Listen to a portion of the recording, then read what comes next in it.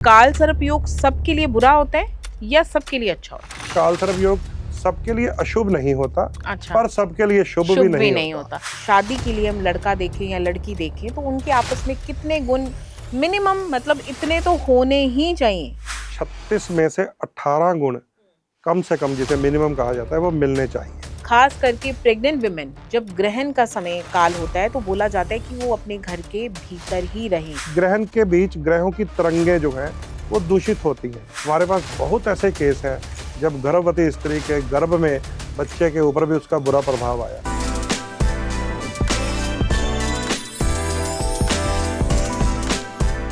Hello दोस्तों, hello जिंदगी podcast season 2 के इस एपिसोड में आप सभी का स्वागत है। जिंदगी मुश्किलों का घर है। दुख के बाद सुख, सुख के बाद दुख, ये आना ही आना है। अगर किसी की ज़िंदगी में दुख है तो घबराइए मत, सुख उसके बाद आएगा ही आएगा। क्योंकि जैसे दिन के बाद रात और रात के बाद दिन आता है, उसी प्रकार दुख के बाद सुख भी ज़रूर ही आता है। लेकिन कई ऐसी चीज़ें हैं हमारे सनातन धर्म में जिनको करने से या जिनको पढ़ने से, जिनको सुनने से जो दुख है वो कई हद तक कम हो जाता है। मैं बात कर रही हूँ हमारे ज्योतिष शास्त्र के बारे में। ज्योतिष शास्त्र एक ऐसी विद्या है जिसके थ्रू हमारे जितने भी त्योहार हैं, हमारे फेस्टिवल जिनको हम सेलिब्रेट करते हैं, वो भी ज्योतिष विद्या के थ्रू ही एक पंचांग नामक एक किताब के अंदर छपते हैं। फिर उसके थ्रू हमारे जितने भी तीज त्योहार हैं हम उनको सेलिब्रेट करते हैं। जब हम अपनी ज़िंदगी में जितने भी त्योहार हैं पंचांग के अकॉर्डिंगली मनाते हैं तो ज्योतिष विद्या को मानना तो पड़ेगा ही पड़ेगा फिर। क्योंकि अगर हम फेस्टिवल्स उसके अकॉर्डिंग, जितने भी हमारे सूर्य ग्रहण, चंद्र ग्रहण, नक्षत्र परिवर्तन, ग्रह परिवर्तन जैसे होते हैं, तो इन सभी का पता हमें ज्योतिष विद्या के थ्रू ही लगता है। तो आज हम इसी विद्या के ऊपर बात करेंगे और इसी विद्या से जुड़े हुए बड़े सारे जो हमारे मन में तर्क वितर्क चलते हैं उनके विषय में बात करेंगे। और इन्हीं सभी विषयों के ऊपर बातचीत करने के लिए आज हमारे पॉडकास्ट में स्पेशली हमने इनवाइट किया है पंडित राजन शर्मा जी को, जो कि एक विख्यात एस्ट्रोलॉजर हैं। तो चलिए मिलते हैं उनसे। पंडित जी, आपका बहुत बहुत स्वागत है हमारे इस पॉडकास्ट में।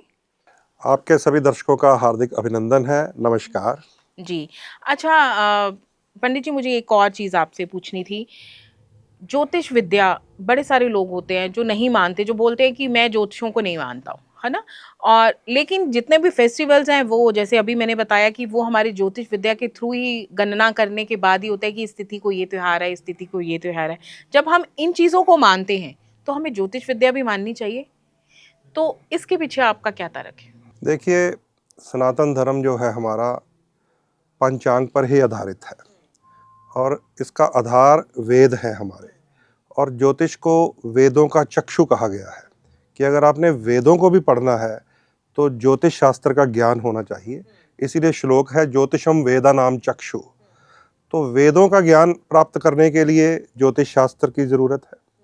उसके बाद तिथि, वार, नक्षत्र, योग और करण, इन 5 परिस्थितियों को इकट्ठा करते तो बनता है पांचांग। उस पंचांग में ही हमारे जीवन का किस प्रकार हमें जलवायु को देखना है, जिसमें फसलों का प्रयोग किया जाता है कि किस मौसम में मक्की लगेगी, किस मौसम में चावल लगेंगे, किस मौसम में गन्ना बीजा जाएगा, ये भी ज्योतिष शास्त्र से ही पुरातन समय में किसान ब्राह्मण से पूछते रहे हैं। इसी अनुसार राजा जब अपने राज्य का विस्तार करना चाहता था, चाहे वो अश्वमेध यज्ञ के द्वारा या शत्रु पर आक्रमण करके, वो भी ज्योतिष शास्त्र से सहारा लेते थे कि इस समय ग्रहों के, नक्षत्रों के क्या योग चल रहे हैं, युद्ध करना चाहिए या नहीं। और इसी प्रकार हमारे जीवन में भी ये जो दिन, त्योहार, पर्व आते हैं तिथियों के अनुसार ही आते हैं जी। तो हमारा जीवन सचमुच पूर्णतया एक शास्त्र पर आधारित है जिसका नाम है ज्योतिष शास्त्र। कोई माने या ना माने, फिर भी वो इसे अनजाने में मान रहे होते हैं। बिल्कुल सही कहा आपने। तो चलिए, अब ज्योतिष विद्या से रिलेटेड ही हम बड़ी सारी लोगों के सवाल हैं जो हमारे पास पहुंचे हुए हैं, उनका उत्तर आपसे जान लेते हैं। सबसे पहले मैं आपसे जानना चाहूँगी काल सर्प दोष के बारे में। बहुत सारे लोग की जब कुंडली दिखाते हैं, वो किसी भी पंडित को या किसी भी एस्ट्रोलॉजर के पास जाके दिखाते हैं, तो कईयों की कुंडली में उनको बताया जाता है कि काल सर्प योग है। तो पहले तो ये क्लियर करो कि काल सर्प योग सबके लिए बुरा होता है या सबके लिए अच्छा होता है? देखिए, जब हम जन्म पत्रिका यानी कुंडली को अवलोकन करते हैं या चेक करते हैं तो उसमें कई तरह के योग होते हैं, जिनमें कुछ राजयोग भी होते हैं और कुछ अशुभ योग भी होते हैं, जिन्हें हम दोष बोल देते हैं। जी। काल सर्प योग जो है वो राहु और केतु से निर्मित होता है कि सभी ग्रह अगर राहु और केतु के एक तरफ आ जाए तो वो काल और सर्प के बीच में लॉक हो गए हैं। अच्छा। इसलिए उसका नाम आधुनिक ज्योतिषियों ने काल सर्प रखा हुआ है। हालांकि उसके पीछे भी इनके नक्षत्रों के स्वामियों का भेद है, एक रहस्य है, वो एक लंबा टॉपिक हो जाएगा। लेकिन काल सर्प योग को हमने स्टडी किया है। ये बहुत बड़े बड़े सेलिब्रिटीज की कुंडलियों में भी है, बड़े बड़े राजनेताओं की कुंडलियों में है, उद्योगपतियों की कुंडलियों में भी है। इसके दोनों पहलू हैं। हमने ये देखा है कि जिन लोगों ने काल सर्प योग होते हुए अपने जीवन को अपने लक्ष्य के प्रति समर्पित कर दिया है, उन्होंने ऊंचाई हासिल की है, सफलता हासिल की है। साधारण लोग इस बात को समझ नहीं पाते, वो दोनों तरफ चलते रहते हैं, कभी ये कर लिया काम, कभी छोड़ दिया, कभी फिर नया पकड़ लिया। लेकिन जिन सेलिब्रिटीज की जन्म पत्रियों को हमने देखा है, उन्होंने अगर एक लक्ष्य को पकड़ा, फिर उसने अपना बाकी सब भुलाकर उसी के ऊपर फोकस कर दिया, और उसी काल सर्प योग वाली कुंडली को हमने देखा कि जीवन की ऊंचाइयां छूते हुए। हाँ, कभी कभी उनके जीवन में कुछ घरेलू परेशानियां, कुछ सामाजिक परेशानियां आती हैं, वो भी ग्रहों की स्थितियों के अनुसार होती है। इसलिए काल सर्प योग सबके लिए अशुभ नहीं होता। अच्छा। पर सबके लिए शुभ भी नहीं होता। इसके लिए जो आपका एस्ट्रोलॉजर होगा, कंसल्टेंट होगा, उसे थोड़ा समझाना पड़ेगा ये क्या चीज है। ये क्या चीज है। जैसे अभी पंडित जी आपने बताया ना कि कई लोगों को आपने काल सर्प दोष की कुंडली को आपने आसमान की ऊंचाइयों को छूते हुए भी देखा। मुझे लगता है कई लोग और कई लोग बहुत डाउन चले जाते हैं। मुझे लगता है कहीं ना ये आपका एक कॉन्फिडेंस लेवल जो है वो भी कहीं ना कहीं काम करता है। कई लोगों को जो पता चल गया कि मेरी कुंडली में ये बुरा योग या अच्छा योग बना हुआ है, तो वो उस चीज को दिमाग में बिठा लेते हैं, भाई मेरा काम तो सिद्ध होगा ही नहीं, क्योंकि मेरे यहाँ पे तो बुरा ग्रह जो है वो बुरा दे रहे हैं। तो कहीं ना कहीं आपका भी जो सोच है, आपके जो विचार है, वो भी आपके ऊपर काम करते हैं ना। देखिए, ज्योतिष शास्त्र जो होता है ना, वो एक ज्योतिषी और उसके जातक जो कुंडली दिखाने आया है, उसके बीच की बातचीत को समझना पड़ता है। ज्योतिषी उस अनजान इंसान को उसके योगों के बारे में बता रहा होता है जिसे कुछ मालूम नहीं है। बताने वाला ज्योतिषी भी विद्वान होना चाहिए, दैवज्ञ होना चाहिए, कि जब वो बता रहा है उस ग्रह की बुराइयों और अच्छाइयों का बहुत अच्छी तरह बैलेंस करके बताना चाहिए उसे। काल सर्प योग के विषय में मैं आपको बताना चाहता हूँ कि लता मंगेशकर की जन्म पत्री में काल सर्प योग रहा है। अच्छा। और उन्होंने, आपने देखा कितनी ऊंचाई हासिल की है। लेकिन उनकी जन्म पत्री के जिस भाव में ये सर्प दोष की छाया थी, उसे कहते हैं विवाह योग। उनका विवाह योग उससे भंग हो गया। और उनकी मृत्यु से पहले मैंने एक उनकी इंटरव्यू सुनी जिसमें उन्होंने कहा कि अगर मैं दोबारा जन्म लूं तो मैं ईश्वर से प्रार्थना करूंगी कि दोबारा लता ना बनूं। हाँ। कितनी ये बात उनकी मशहूर हुई है। हाँ। मतलब एक तरफ तो बहुत अधिक ऊंचाई छू ली उन्होंने, और एक तरफ मन में कोई टीस उनके बची रह गई थी कि मैं, ईश्वर मुझे दोबारा लता मत बना देना। और जिस ऊंचाइयों पे थी, हाँ, जिस तरह लोग उनको पसंद करते थे, जिस तरह लोग उनको प्यार करते थे, तो हम तो हर किसी के दिमाग में मुझे लगता है ये बात होगी कि अगले जन्म में मैं लता मंगेशकर बनूं। बिल्कुल। पर उन्होंने ये बोला कि अगले जन्म में भगवान मुझे फिर से लता मंगेशकर नहीं बनाए। बहुत बड़ी बात बोली। ऐसी कई रोचक हमारे साथ स्थितियां हो जाती हैं। मेरे पास एक जातिका आई, उन्होंने कहा कि मुझे किसी एस्ट्रोलॉजर ने कहा कि तुम्हारी कुंडली इंदिरा गांधी जैसी है। अच्छा। क्योंकि उसमें भी काल सर्प योग का प्रभाव था। ओके। तो मैं क्या आप बनना चाहते हो इंदिरा गांधी? कहती कौन नहीं बनना चाहेगा प्रधानमंत्री। मैं क्या फिर तलाक भी होगा, दो बेटे पैदा होंगे, दोनों ब्लास्ट में मारे जाएंगे, और अंत में अपनी मृत्यु भी फिर ब्लास्ट में होगी। ऐसी जन्म पत्रिका आप चाहती हैं ऐसा? कहती नहीं चाहती। तो ये काल सर्प के दोनों ही पहलू हैं। अच्छा। कोई वो प्राइम मिनिस्टर भी बना सकता है और ब्लास्ट में मृत्यु भी हो सकती है। ये बताने वाले की कला है, वो क्या समझाए उसे। जी। अच्छा पंडित जी, ये तो आपने बड़े अच्छे से समझाया हमें काल सर्प दोष के बारे में। अभी मैं आपसे जानना चाहूंगी गुरु चंडाल योग। सबसे पहले तो ये बताओ, गुरु चंडाल योग है क्या, और अगर ये किसी की कुंडली में है तो क्या उसको बुरे प्रभाव उसकी जिंदगी में आने शुरू हो जाएंगे, वो बुरे फल जो है वो देगा उसको? जैसे काल सर्प दोष राहु और केतु के प्रभाव से बनता है, हाँ, वैसे ही हमारी कुंडली के अधिकतर दोष जो हैं वो भी राहु और केतु के प्रभाव से ही बनते हैं। अच्छा जी। ये गुरु चंडाल दोष शब्द में ही ये भेद है। गुरु चंडाल, चंडाल यहाँ राहु को कहा गया है। अच्छा। और गुरु यहाँ बृहस्पति महाराज को कहा गया है कि एक ही भाव में कुंडली के अगर बृहस्पति और राहु इकट्ठे हो जाएं तो उसे गुरु चांडाल दोष कहते हैं। अच्छा। तो ये एक बुरा प्रभाव दे देता है क्योंकि बृहस्पति को हम एक शुभ ग्रह मानते हैं। बृहस्पति के प्रभाव से ही हमारे जीवन में विवाह का योग बनता है, संतान का योग बनता है, धन का योग बनता है, कमाई का योग बनता है। बृहस्पति के गोचर से ही हम लोगों को बताते हैं कि अब ये गोचर आपके लिए शुभ समय लेकर आ गया है। अगर वो जो शुभता देने वाला ग्रह बृहस्पति चंडाल राहु के प्रभाव में आ जाए तो उसकी शुभता में अशुभता आ जाती है, तो एक करप्ट माइंड इंसान हो जाता है। आपने देखा होगा कि कई बार हम देखते हैं स्कैंडल्स में बड़े बड़े धर्मगुरु भी पकड़े जाते हैं। हाँ। और लोग हैरान बड़े हो बड़े जाते बाबा लोग पकड़े जाते हैं। वो होता है गुरु चंडाल कि आवरण तो भगवान धारण कर लिया या तिलक लगा लिए या रुद्राक्ष धारण कर लिए, लेकिन अंदर से चंडाल की बुद्धि काम कर रही होती है, उसे गुरु चंडाल दोष कहते हैं। अच्छा। और वो साधारण जीवन में भी, ये तो चलो मैंने धार्मिक लोगों की बात कर ली, साधारण जीवन में लोगों की कुंडलियों में होता है। अच्छा। वो भी अंदर से कुछ और होते हैं और बाहर से दिखावा कुछ और होता है, उसे कहते हैं गुरु चंडाल दोष। अच्छा। अच्छा पंडित जी, अब एक और चीज मैं आपसे जानना चाहूंगी मांगलिक दोष के बारे में। कई लोग बोलते हैं कि 28 या 27 के बाद, एग्जैक्ट मुझे नहीं दिमाग में आ रही, 28 या 27 कहीं से मैंने सुना कि उसके बाद अगर किसी को मांगलिक दोष है तो खत्म हो जाता है। लेकिन कई लोग बोलते हैं कि जो मांगलिक, अगर कोई बच्चा, अगर आपके घर में कोई मांगलिक है तो वो सारी जिंदगी मांगलिक ही है और उसकी शादी एक मांगलिक इंसान के साथ होगी, अदरवाइज दोनों की आपस में नहीं निभेगी। तो इसके पीछे क्या सच है? देखिए, मांगलिक योग जो है वो कुंडली में मंगल की कुछ स्थितियां होती हैं। अच्छा। पहले, चौथे, सातवें, आठवें और 12वें घर में, इन घरों में अगर मंगल हो तो उसका प्रभाव विवाह स्थान पर आ जाता है। अच्छा। दृष्टि के अनुसार भी और अपनी स्थिति के अनुसार भी। विवाह स्थान होता है सप्तम भाव, 7वां घर। अगर सप्तम भाव कहीं से भी मंगल से दूषित हो जाए तो वो मांगलिक कुंडली बनती है। अच्छा। अब रही बात कि मांगलिक की मांगलिक से ही शादी करनी चाहिए, ये भी जरूरी है क्योंकि मंगल को अग्नि ग्रह कहा गया है। अच्छा। मंगल जब सप्तम भाव पर प्रभाव डालता है तो उस इंसान के जीवन में अग्नेय प्रभाव बढ़ जाता है। अगर दूसरी तरफ उसका पार्टनर जल राशि का हुआ या वायु तत्व प्रधान हुआ उसका, तो फिर मंगल की जो अग्नि होती है या तो जल से खराब हो जाएगी या वायु से और भड़केगी।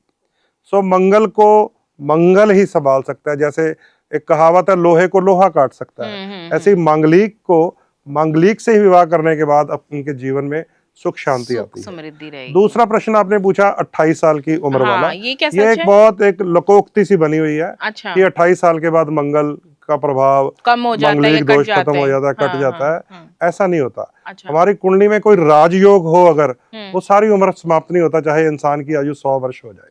अच्छा। अब एक आदमी साइकिल लेता है, उसकी कुंडली में राजयोग हो तो फिर वो मोटरसाइकिल लेता है, तो खत्म तो नहीं हुआ। फिर वो गाड़ी लेता है, फिर वो बड़ी गाड़ी लेता है, वो लेता रहता है अगर राजयोग इफेक्टिव है तो।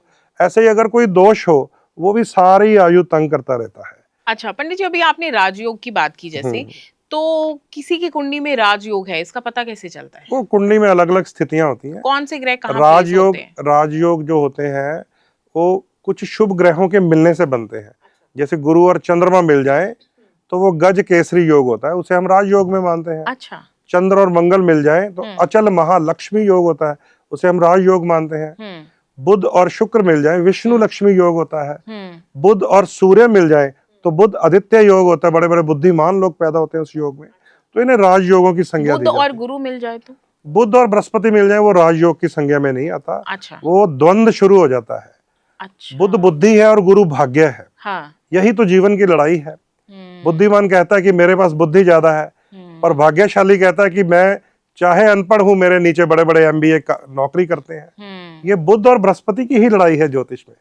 बुध और बृहस्पति मिल जाए तो वो राजयोग की संज्ञा में नहीं होता, वो जीवन के संघर्ष शुरू हो जाते हैं उस इंसान के, जिसमें बुध और बृहस्पति मिल जाते हैं। अच्छा, तो ये इस तरह से हमें राजयोग का जो है वो कैलकुलेशन आप लोग करते जी हो। जी। अब मैं बात करूंगी कुंडली के विषय में। आजकल के बदलते दौर में लव मैरिजेस बहुत ज़्यादा होने लग गई हैं। माँ बाप को भी लगता है कि हम कहाँ ढूंढेंगे, बच्चा हमारा बहुत ज़्यादा पढ़ लिख गया है, लड़की हमारी बहुत ज़्यादा पढ़ लिख गई है, तो अच्छा है वो खुद ही अपने कंपैटिबिलिटी का इंसान जो है वो ढूंढे और शादी कर ले, या लड़का अपनी पसंद की लड़की ढूंढे शादी कर ले। तो कई बारी ऐसा देखा गया है कि अगर मैं लव मैरिजेस की बात करूं तो बच्चों की अगर सहमति है तो ऐसे में वो कुंडली मिलान को जो है वो आवश्यक नहीं मानते। तो माता पिता को भी लगता है कि अगर बच्चे राजी हैं तो वही बात होगी कि मियाँ बीवी राजी तो क्या करेगा काजी, है ना? कि बच्चों को अगर पसंद मिलती है तो ठीक है, इनको इनकी शादी कर देते हैं, तो कुंडली मिलाना जो है वो आवश्यक वो नहीं मानते। लेकिन ऐसा भी देखा गया है कि जिन बच्चों में शादी से पहले इतना ज़्यादा प्यार था या शादी के 2-4 साल तक भी बहुत अच्छा से उनका जो रिलेशन है वो चला, लेकिन सडन बातें जो है वो अलग होनी शुरू हो गई, वो सेपरेट हो गए, तलाक हो गया, तब दिमाग में ये बात आती है, क्या हमने कुंडली ना मिलाने के कारण इन बच्चों की लाइफ में ये सेपरेट हो गए, इनका तलाक हो गया। तो कुंडली मिलाना शादी से पहले कितना ज़रूरी है? देखिए, आपके दो प्रश्न हैं इसमें। एक है कुंडली मिलान का और एक है प्रेम विवाह का। प्रेम विवाह का। प्रेम विवाह कोई आज का चलन नहीं है। हाँ। ये त्रेता युग से, द्वापर युग से चलता आ रहा है। भगवान श्री राम जी का जो विवाह है वो भी एक स्वयंवर के माध्यम से हुआ था। और कृष्ण जी के युग में भी बहुत सारे विवाह ऐसे आते हैं जो प्रेम विवाह में आते हैं।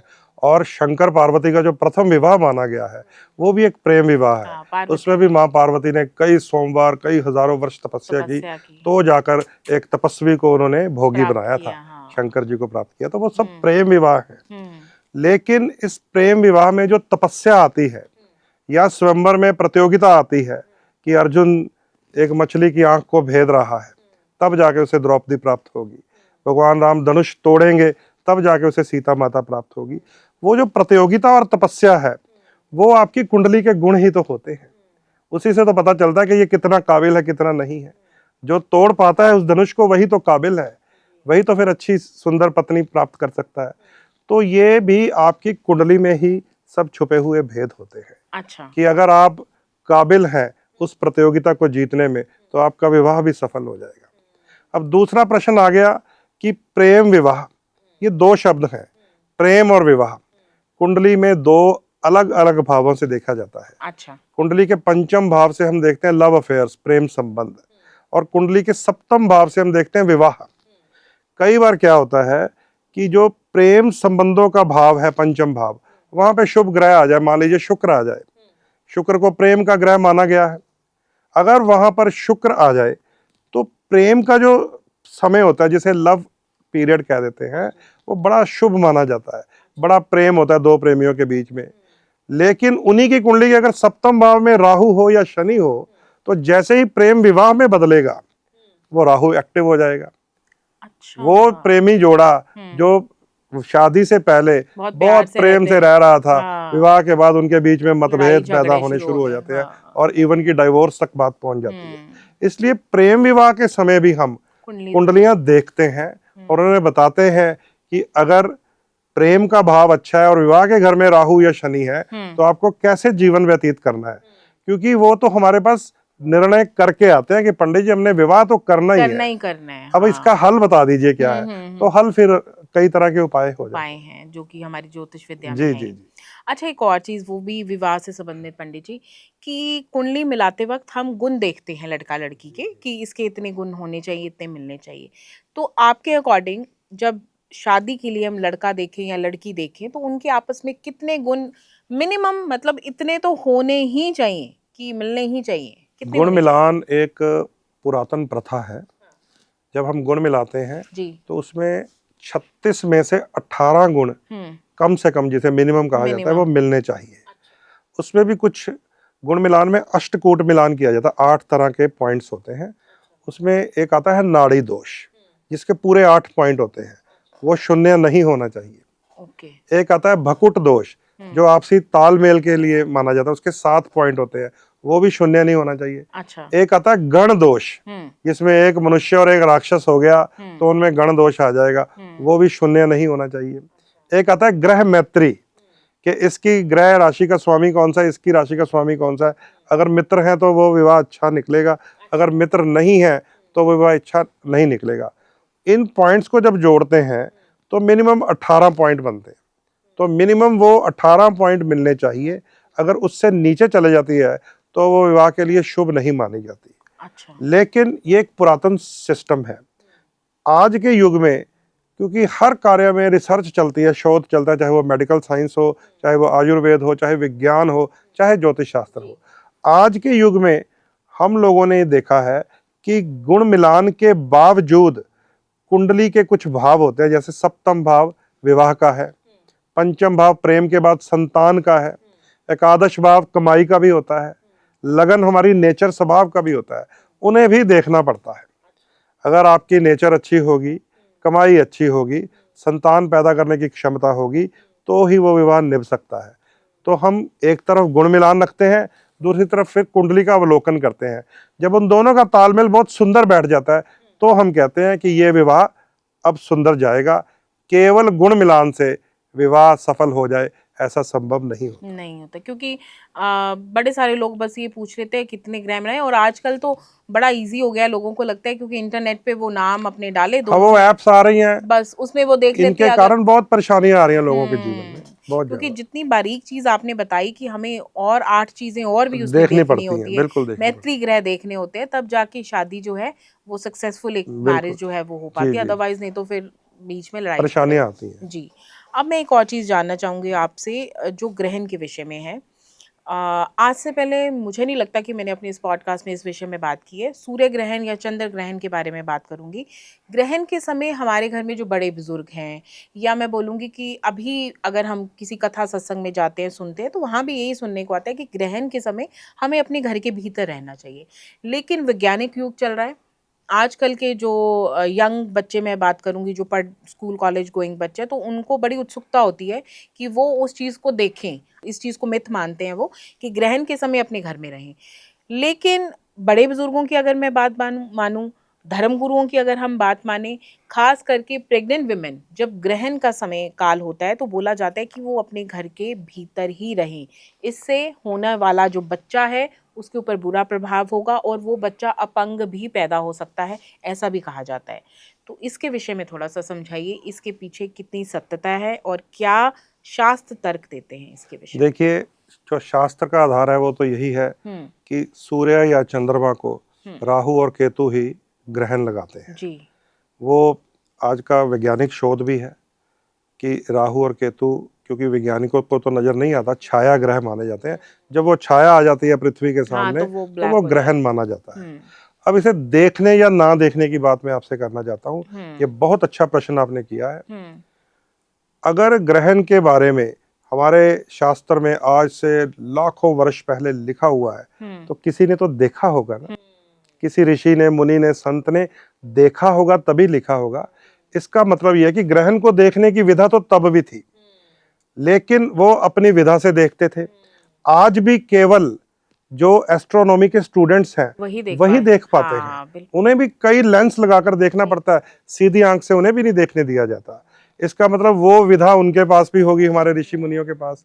अगर वो देखकर लिख सकते हैं तो आज के जो एस्ट्रोनॉमी के स्टूडेंट्स हैं वो भी प्लानिटेरियम में जाकर लेंस के माध्यम से देख सकते हैं। देखने में कोई बुराई नहीं है।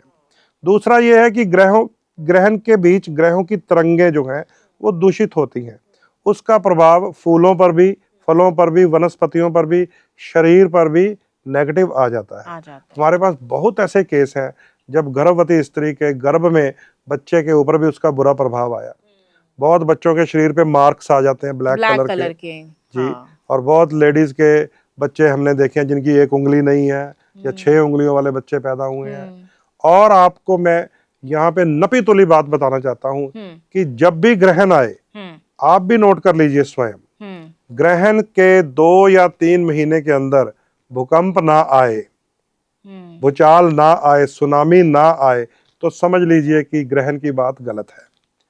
ये हमारे शास्त्र में लिखा हुआ है कि जब सूर्य की तरंगें पृथ्वी पर कुछ सेकंड्स के लिए भी अगर रुक जाएं तो पृथ्वी के ऊपर हलचल होनी शुरू हो जाती है, क्योंकि हमारा शरीर सूर्य की एनर्जी से चलता है। आज भी हमें विटामिन के शॉट लगाने पड़ते हैं जब धूप की कमी में हम कमी पड़ जाते हैं, जाती है, हाँ, उस बिल्कुल। जगह पे फसल नहीं उगती जहाँ पे सूर्य की सही रोशनी ना पहुंचे। बिल्कुल। जो गमला हम कमरे के अंदर रख देते वो हैं पनपता ही वो नहीं है। पनपता नहीं है। इसका मतलब है ये सूर्य की शक्ति का कमाल सूर्य है। की शक्ति। तो सूर्य की शक्ति कुछ मिनटों के लिए, कुछ सेकंड्स के लिए भी कमजोर हो जाए तो हमारे शास्त्रों में कहा है कि बजरंग बली ने फल समझकर बाल समय रवि भक्ष हाँ, लियो, और सारे और देवी सारे देवता देवी देवताओं में हलचल घबरा हो गई गए थे। थी। बिल्कुल तो बिल्कुल। इंद्र ने उनके यहाँ पर, इसको थोड़ी बोलते हैं, संस्कृत में हाँ, कहते हैं हनु, हनु हनु पर प्रहार किया था, तो उन्होंने सूर्य को छोड़ा था, छोड़ा था। तब उनका नाम हनुमान पड़ा था। तो अगर कुछ सेकंड्स के लिए सूर्य की छाया ना आए तो देवी देवता डोल गए थे। तो इस धरती पर रहने वाले लोगों के जीवन में भी उथल पुथल पैदा होती है। और ये सिद्ध बात है कि ग्रहण के कुछ दिनों के अंदर, कुछ महीनों के अंदर भूकंप भूचाल भी आते ही हैं। अच्छा पंडित जी, एक और बात, बड़े सारे लोग ये बोलते हैं, एस्ट्रोलॉजर्स के मुंह से हमने ये चीज़ें सुनी हैं कि कईयों की कुंडली में अगर जेल जाने का योग है, कईयों की कुंडली में अगर किसी की हत्या करने का योग है या बीमार होने का योग है, ऐसा माना जाता है कि वो कोर्ट कचहरी में जाके या फिर जेल में जाके खुद से स्वयं चला जाए किसी दिन और वहाँ का पानी पिया है या फिर वहाँ की रोटी खाया है। तो ऐसा करने से अगर उसकी कुंडली में कोई जेल जाने का योग बन रहा है तो वो योग कट जाता है। ये क्या बात सच है? ये जो आपने बात की है ये उपाय के बीच आती है।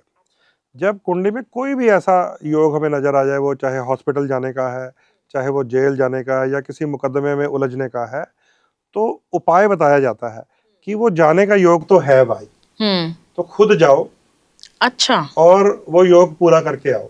इसलिए बहुत सारे लोग जेल की रोटी मंगवा कर खाते हाँ, हैं, मैं वही पूछ रही हूँ कि पुलिस ये स्टेशन के अंदर जाके वहां से हाँ। पानी खोल के पी लेते हैं। तो ये एक उपाय है। ये हॉस्पिटल से रिलेटेड भी है, ऐसा कर हॉस्पिटल, सकते हैं? हाँ, कई बार जाकर हॉस्पिटल की कैंटीन से भी हम कह देते हैं कि कुछ लेके खाना खा लो, या जाके अगर कोई डॉक्टर, कोई मित्र है या वाकिफ है तो उसे बोल दो कि कोई छोटी मोटी ही दवाई दे दो कि ये योग टल जाए किसी ना किसी तरीके से।